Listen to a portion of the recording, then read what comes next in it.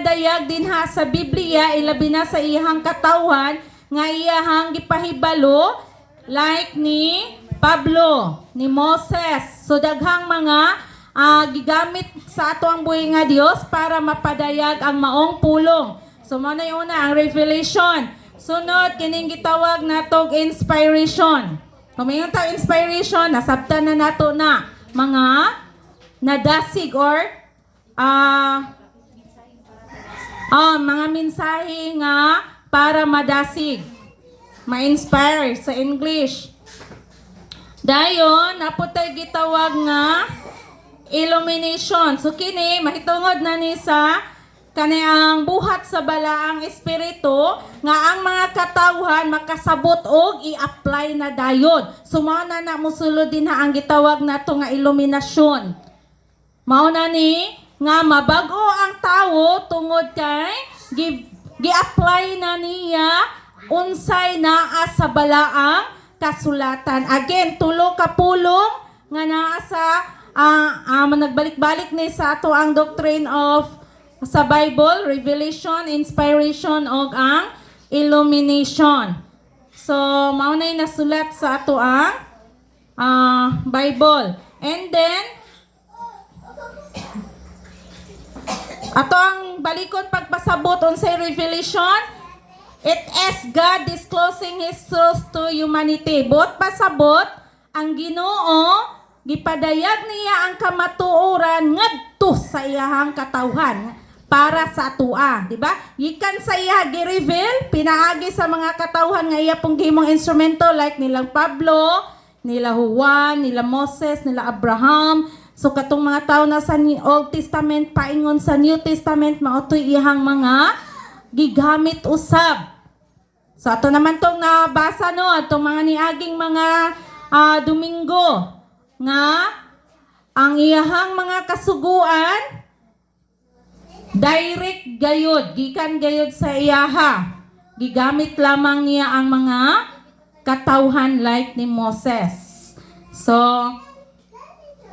mao na, again, revelation from God to man. Ang kamatuoran, gikan sa Dios paingon sa mga tawo.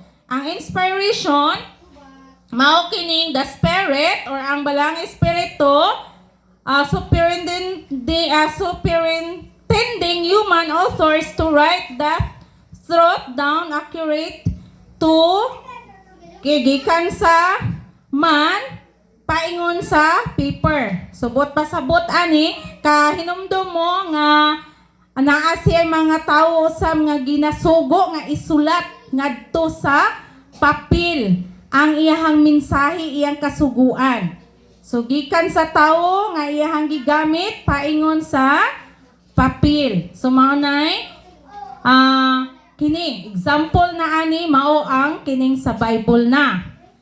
Mao nay gitawag nato nga inspiration din sa ikatulo nga pulong nga importante kay itong mahibaw-an mao kining illumination or ang buot pasabot ang balaang espiritu na ang ning namuhat ngadto sa tawo para i-apply na dayon kung unsay naasa nahisulat. Kay ang nasulat kasuguan man gikan sa ato ang buhi nga Dios. So ingon ana siya. So diri na dayon mosulod ang gitawag natog illumination. So diri na pod nato masinati kung unsa gayud ang kamatuoran. Kay ma-feel na yun nato, ma-apply na pod nato sa atong kaugalingon, pinaagi sa balaang espiritu.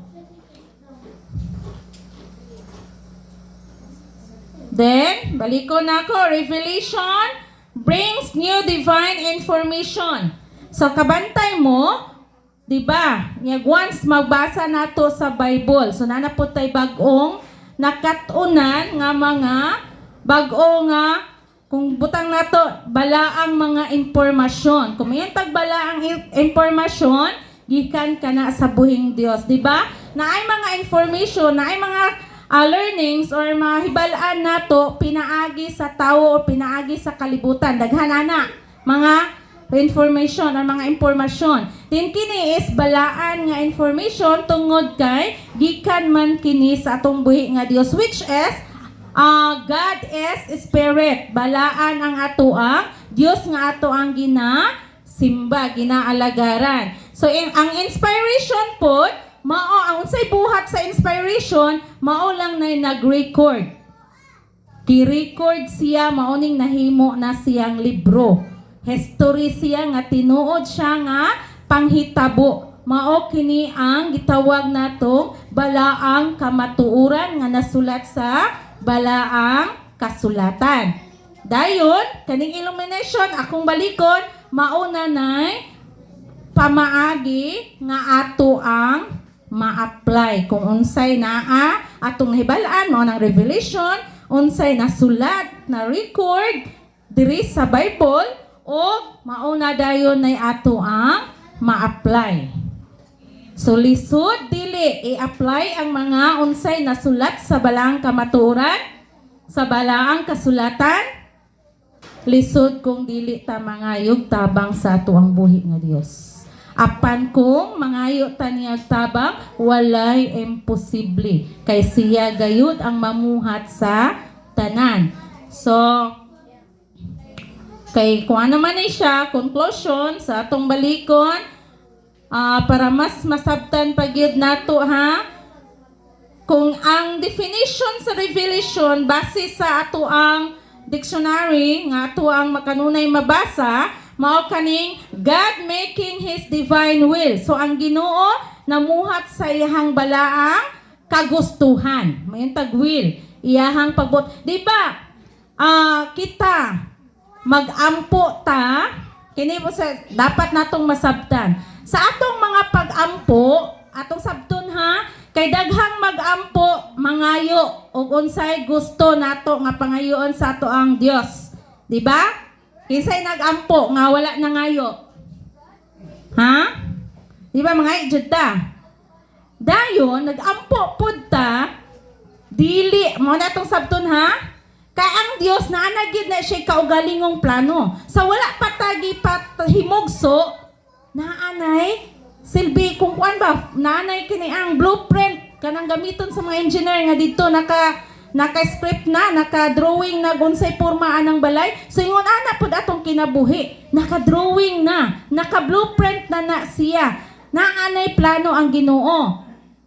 Dayon sa atong mga pag-ampo, dili nato hunaon nga nagsigitag ampo para i-change ang una-una sa Ginoo. Never na ma-change ang una-una sa Ginoo ngano? Because God is a spirit. Dili siya tawo nga pareha nato nga mautro-utro ang una-una. Mautro-utro ang desisyon, mautro-utro ang mga plano. Dili ngon ana ang Ginoo. Mao ni atong angay nato nga sabtan.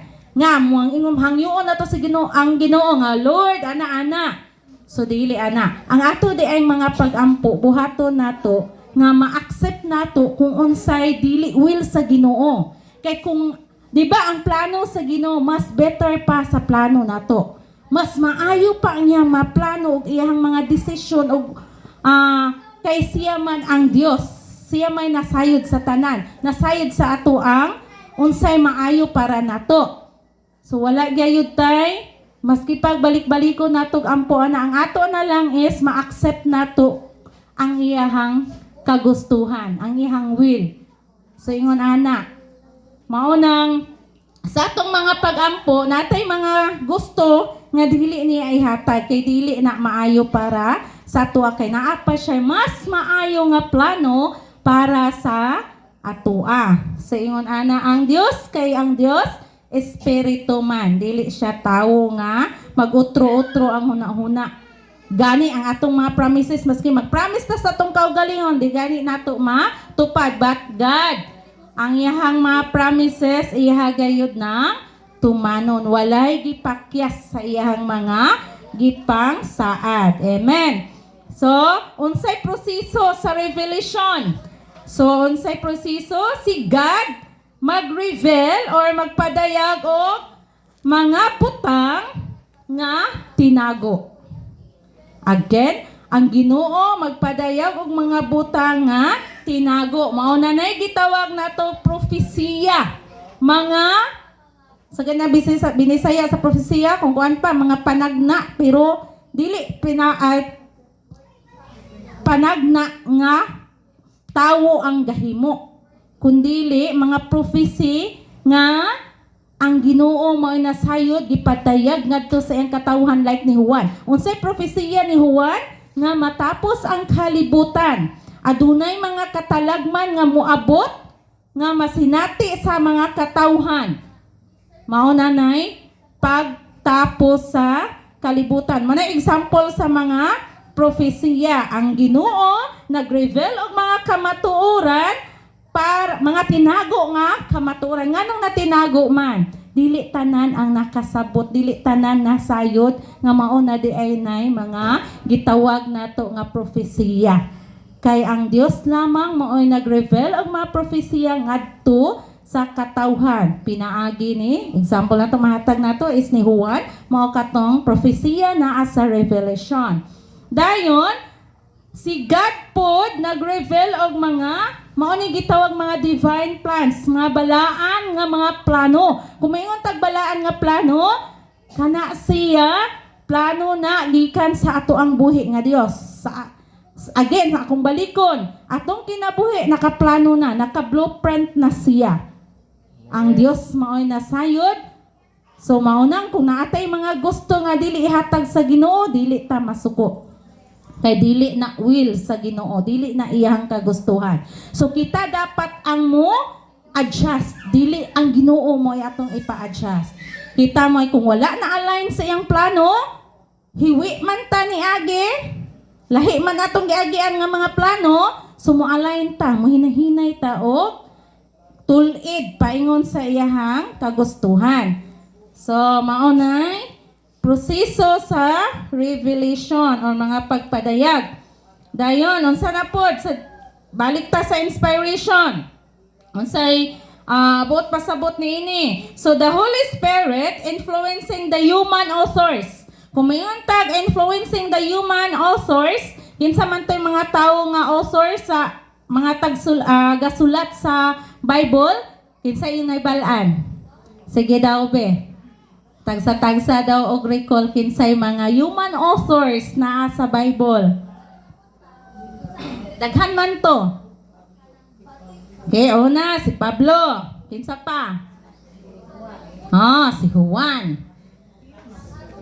Si Lucas. Sumaunay mga daghan pa. Si Matthew, katong mga taong na-mention nila sa Bible nga adunay mga pinadayag gikan sa Dios, mao toy mga human authors nga nag-record, nagsulat sa mga revelation sa Ginoo, mga mensahe sa Ginoo. Again, sa atong nabasa atong mga niaging Sunday, without errors, but pasabot walay sayop ang ilahang gisulat. Gikan gidto, sugo gidto sa balaang espiritu nga ilang isulat, gi-reveal sa Ginoo nga mensahe ngadto sa mga human authors like Lucas, Matthew, Pablo ug uban pa. So, buot pasabot mao toy gitawag nato nga original nga writing or original nga mga sinulat. Walay kumenta original, dili siya piki. Matuod gid siya. Unsay mga proseso from God's mind, gikan sa huna-huna sa Ginoo paingon sa mga human authors katong mga nagsulat. Pinaagi adtong ilahang mga pen nga gigamit mismo na gani ang Ginoo gyud adtong maoy nagsugo. Nagbuhat nga makasulat gayud sila. Dayon, basahon daw nato ning 2 Timothy 3:16. 2 Timothy, 2 Timoteo 3:16. Ang tibuok kasulatan gisulat uban sa lamdag gikan sa Dios ug mapuslanon alang sa pagtudlo sa kamatuoran. Padlong sa pagsaway ug sa pagtudlo unsaon pagmanabuhi nga mataro. Amen. So diri gani mao po ni siya usa sa ebidensya nga ang tibuok kasulatan gisulat uban sa lamdag gikan sa Dios ug mapuslanon alang sa pagtudlo sa kamatuoran, sa pagbadlong, sa pagsaway, o sa pagtudlo unsaon pagkinabuhi nga matarong. So kung unsay nasulat sa Biblia, kana siya mga pamaagi ni aron ang ato ang mga hiwi nga pamaagi, mga hiwi nga binuhatan, badlungon sa Dios. Aron kini matulid, ma-align ta unsay naa sa kamatuoran. Do dili siya sayon kay ang proseso lisod kay ang Dios kanunay naman siya. Di ba kabantay mo anang naamoy nuka? Bantay mo? Dahil inyo nang langkaton. Naglangkat niyo sakit kayo. Ngun ana pod sama siya sa kuan ba kanang ato ang buling ba atong mga sala nga naandan nato. Sakit kaayo siya langkaton. Sakit kay siya buhian. Another example nga akong ihatag. Kanang mag-celebrate bitaw ta og Pasko sa una balaanad ta. Sakit kay nako sa una nga di na ko mag-celebrate. Sayangan kaay ko nga karon unta maurasaon nga nagkuan na unta ko. Nag-prepare na unta ko kay salusaluhan sa Noche Buena. Sakit kay na sa una. Pero hinay-hinay siya kay mao may kamatuoran. Kay ang pag-celebrate sa kuan wala man na nasayod ang uban, kita nasayod man paganismo gid na siya. Maski pag i-research nato sa kini ang online, i-research nato din ha. Paganismo na siya. Dili ang Ginoo nagpadayag nga December 25 maoy natawhan ni Jesus Christ. Kundi gi-declare lang na siya ni Pope Julius I.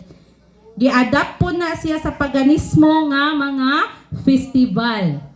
So dili gid nato siya angay i-celebrate. Kay mahimo na sadtang tinunglo. Kay dili man na base sa kamaturan. Sa una sakit siya. Pero sama lagi sa kong giingon nga kanang natay no ka din ato hinahinay langkat sakit gina siya. Per later on may hinahinay ra day hilom. Nang anad na day ka nganong po mag-celebrate ko anak? Nga kung mamatay ko malimtan naman sad na, di ba? Wala naman sad na. Gagasto-gasto lang di karon naka-less expense. Di ba? Naka-save ta gamay.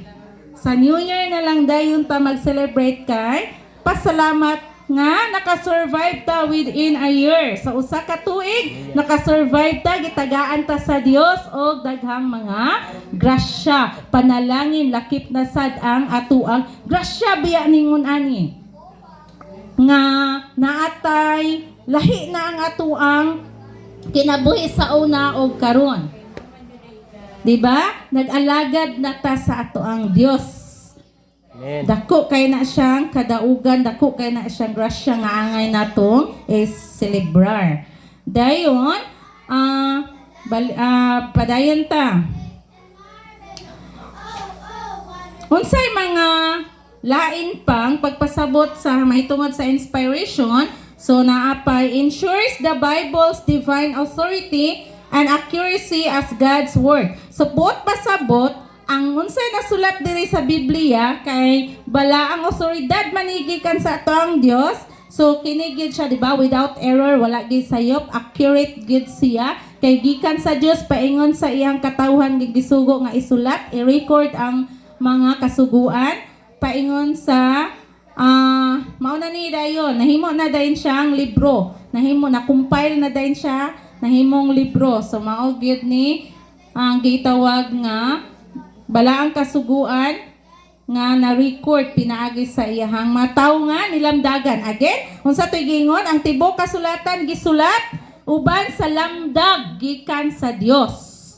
Susugo lamdag sa balaang espiritu. So dapat natong mao na bitong importante sa usa ka Kristohanon nga aduna gitay Biblia. Aduna gitay Bible. Kay again mapuslanon. Di ba? Magtinir man ta og cellphone tungod kay kana mapuslanon sa tua.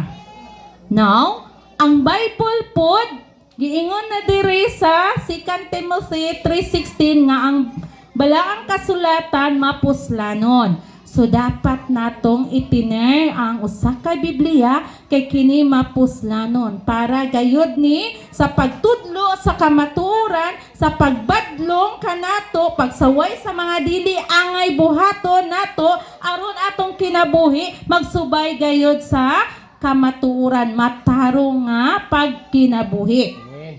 Amen. Dayon, sunod is ang illumination nga ang balang espiritu or the Holy Spirit opening a believer's eyes. But pasabot ang balang espiritu mao gayoy na ay gahom para ma-open ang ato ang mga mata kita, believers of God. Kita ang gitawag nga believers of God. Aron usab nga masabtan nato ang mga kahulugan dinha nga nasulat sa balaang kasulatan. So ana siya. So ang Ginoo, ang balang espiritu namo ay mamuhat para ma-open. Di ba na may gitawag natong espirituhanong buta? Nakadungog na mo ana? Espirituhanong buta? Nganong buta? Ang espiritu niya wala pa na open. Ang yahang salabutan nga espirituhanon wala pa lang na open. Bot pasabot, dili pa willing mo dawat kung unsay nasulat sa balaang kasulatan. Mukuan pa siya, magbuot pa sig iya. Naman po na sa una nako nga kinaiyang di gyud kay ana gyud. Yan, nasulat na ba sa Bible? So kato siya, mao na tay mga example nga buta ang atong espirituhanon, wa nato nakita. Nagpabuta bungol kung unsay nasulat. Tigid ba magbuot gyud naagi kaw galingon nato nga magbuot gyud. Butan kung unsay nasulat dinha sa kasulatan. Naapoy kaugalingong kuan ba? Naapoy kaugalingong kahibalo. Dili gikan sa kahibalo gikan sa Dios. Sayon ana nga espirituhanong pagkabuta. Makakuan ra ba na siya? Makadalahig ra ba na siyang pagkabuta nato? So, atong pangayoon sa kanunay nga ma-open ang ato ang spiritual nga mata. Spiritual eyes para makita nato kung unsa gayud ang kamatuoran. So, unsa ang mga proseso aning illumination from the written pages to the believer's heart. Again, gikan sa mga sinulat, di ba? Kini sa Bible, nga sinulat man ni siya nga makita nato sa gikan sa unsa ni nga pages, gikan sa Old Testament paingon sa New Testament sa bag-ong kasulatan. So dinha gikan paingon na dayon sa ato ang kasing-kasing. Unsay i-touch? Nganong ang i-touch ang kasing-kasing man? Kay diri nagsugod sa atong kasing-kasing, di ba?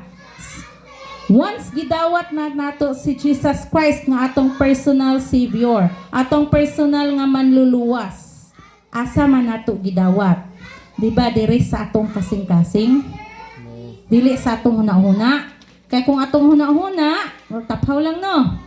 Mabutan pa, kay nas muna magbuot gyud. Pero atong kasing-kasing, diri nato ma-feel, diri nato masinati ang gugma sa ato ang Dios, di ba? Ang kalipay, dili nato masinati dili sa atong huna-huna. So gidirect diri ang gitarget ang ato ang kasing-kasing. Mao bitaw nang sa atong pagpahinlo sa atong mga sala usapod nga pahinluan nato hinahinay unsay sulod sa atong kasing-kasing. Kay once ang atong kasing-kasing puno sa kayugot, puno sa kasakit, puno sa mga negatibong butang, kana siya mununot pud na siya unsay atong mogawas sa atong baba. Kabantay mo? Nga naara sa imong kasing-kasing nagyugot kay ka nagkuan wala lang nimo nasugid. Pagka nabikil ka, tuwa dito nang gawas. Di ba? Nang gawas ang di mao.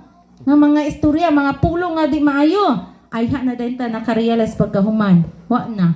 Mao bitaw ng kung kuan ang ato yung kasing-kasing, di ba? Tirahon gid pud ni atong kasing-kasing sa ato sa kaaway. Mo pud ni isa nga ihang gamiton aron ta makasala. Di ba? Mao nang from the written pages to the believer's heart. Maunay proseso sa illumination. So, unsay purpose? Apply existing truth leading to obedience and a deeper walk with God. So, ato ang i-apply ang mga butang nga kamatuoran aron mulidpod nato ngadto sa pagka-obedience, sa pagka-matinumanon o maglakaw ta with God. Mulakaw ta nga naa ang atong buhi nga Dios nga kauban. Agakay ta kanunay sa ato ang buhi nga Dios. Aron dili ta masalaag. Aron ang atong dalan nga agian kana ra yung hayag nga dalan dili katong mangitngit kay kung dili manggod ta maagak, dili pud ta magpaagak sa ato ang Dios. Paingon gid ta sa ngit-ngit nga mga dalan. So ana siya. Mauna nang sa illumination, mauna nang atuang pag-apply.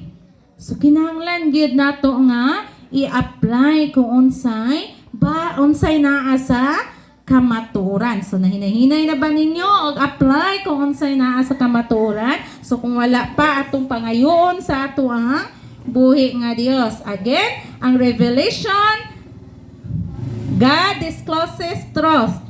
Ang Ginoo nagpadayag, nagpahibalo sa kamatuoran. Ang inspiration, the truth is written down without error. Ang kamatuoran gisulat nga wala gayoy sipyat, walay sayop. Illumination, the Spirit helps believers understand and apply that written truth. Ang balang Espiritu maoy mutabang kanato nga mga magtutuo, mga believers nga masabta nato og ma-apply kung unsa ang nasulat nga kamatuoran. So, mauna siya'y dapat nato hinumduman sa kanunay nga dili lang babasa nato ang unsay nasulat. Bahalag ingnon tanila nga mga KJ, bahalag ingnon tanila nga daghana po gibawal anang ilang simbahan. Uy, dili man ang simbahan ang gabawal. Diba? Dili man tanila masabtan apan padayon gayod ta. Kay lahi-lahi man taog kini ang pamaagi. Mga proseso sa pagpamuhat sa ato ang buhi nga Dios. So kung kita o mas una ta nakatikang, mas una ta nakahibalo kanila, we are so blessed. Kay sa kadaghan nga tawo, nganong kita pamangyud ang gipili, ingon ana ka maayo ang Dios, ingon ana ta niya kapalangga. Nga sa kadaghan nga tawo, nganong una manggidtang nakatikang, nganong una manggidtang nasayod, unsay naa sa kamotoran, diba blessed kaayo ta ana. Nga dili gyud ma-measure ang kamaayo sa ato ang Dios. Kay kita una nasayod. Di ba gani ma-feel gay nato nga masakitan ta no? Kita daghan na kaitang naibalaan ngon ana ang Dios kamaayo sa atong kinabuhi, di naapatay kaliwat nga wala pa. Di ba sakit gani ka nang magampo na ta ba? Sakit ka ay jud Lord, nga gusto nimong unanaon pero dili pa man gyud. Dili pa ang right, dili pa nato pangunahan ang Ginoo. Kaya ang Ginoo, siya maoy na ay mas labaw nga plano. Ang blueprint sa atong kinabuhi naa sa iya ha. Wala kay engineer, kinsa ng mga engineer Cabral namatay na raba. So, ang blueprint or ang plano sa atong buhi nga Dios naaraman niya. So, ang atoa lang is kanunay tang magmatngon, maminaw sa pulong nga iyahang ipadayag, iyang ipaabot sa